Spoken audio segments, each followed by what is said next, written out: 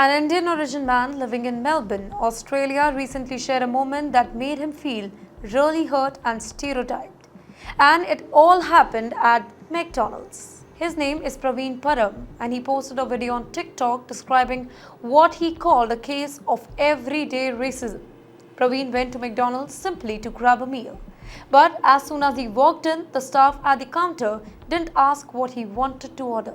Instead, the first thing the worker asked was, "Are you from Uber Eats?" Well, that question might seem harmless to some, but to Praveen, it carried an assumption. Assumption that because he's Indian, he must be a delivery driver. He politely replied that he came just to buy food. But later on, he decided to speak out. In his video, Praveen explained why the question upset him. He said, "Just because many people from my community work in food delivery, it doesn't mean that everybody does. Assuming that shows your bias." He went on to say that the staff member tried to defend himself, saying that many Indian-looking people who visit that McDonald's usually work for Uber. Well, that only made Praveen more worse.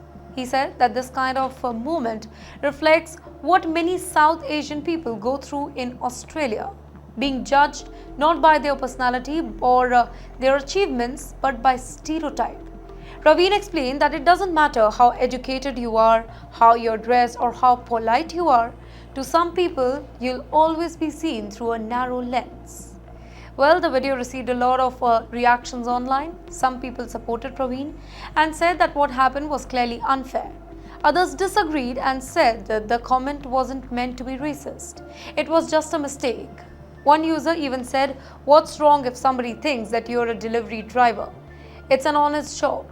Another one said, "I'm half Sri Lankan and I have been in similar situation. I just laugh it off." Well, the video sparked a wider debate about race, identity and stereotypes in everyday life in Australia.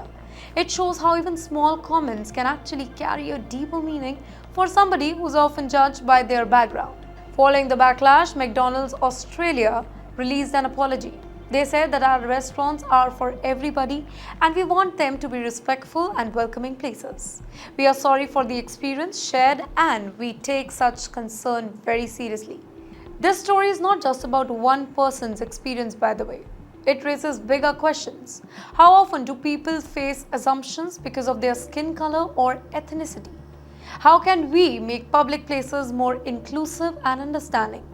For immigrants specifically, those from South Asia, stories like Praveen's are sadly common, and that's why speaking up really matters.